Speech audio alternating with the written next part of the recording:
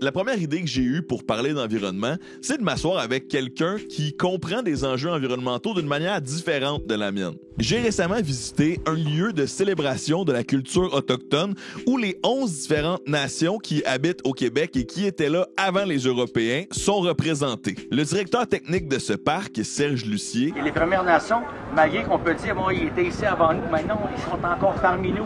On a tellement à apprendre de leur culture. Hein? Après quelques clics et quelques messages Facebook, je suis entré en contact avec Mélissa Molène-Dupuis, une fière membre Innu de la communauté Equanichit sur la Côte-Nord du Québec. Mélissa Molène-Dupuis, bonjour. Quoi? Merci d'accepter de me rencontrer ici dans les bureaux de ton emploi. Oui, à la Fondation David. Oui, on est dans la forêt. Nos cultures sont encore très vivantes, malgré qu'il y a eu des politiques d'assimilation qui ont eu beaucoup de succès. Notre relation avec notre environnement est pas uniquement fusionnelle, mais je dirais c'est une codépendance. Je veux dire, on habitait sur des territoires que les premiers arrivants européens ont dit c'est la terre de Caïn, c'est là où Caïn a été expulsé pour avoir tué son frère, il n'y a rien qui pousse.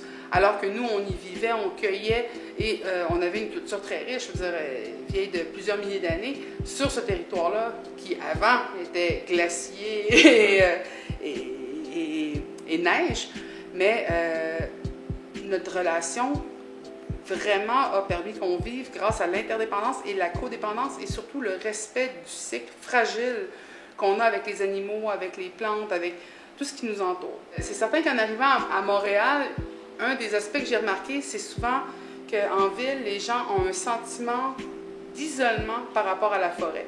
Et moi, le contexte vraiment que je vis, c'est présentement à Montréal, je suis dans une forêt. Je suis dans une forêt où, dans le fond, les gens ont juste fait les tipis plus hauts, les maisons longues plus grosses, et qu'on n'a pas conscience de la forêt qui nous entoure, mais on est au sein d'une forêt, peu importe où on se trouve sur la planète.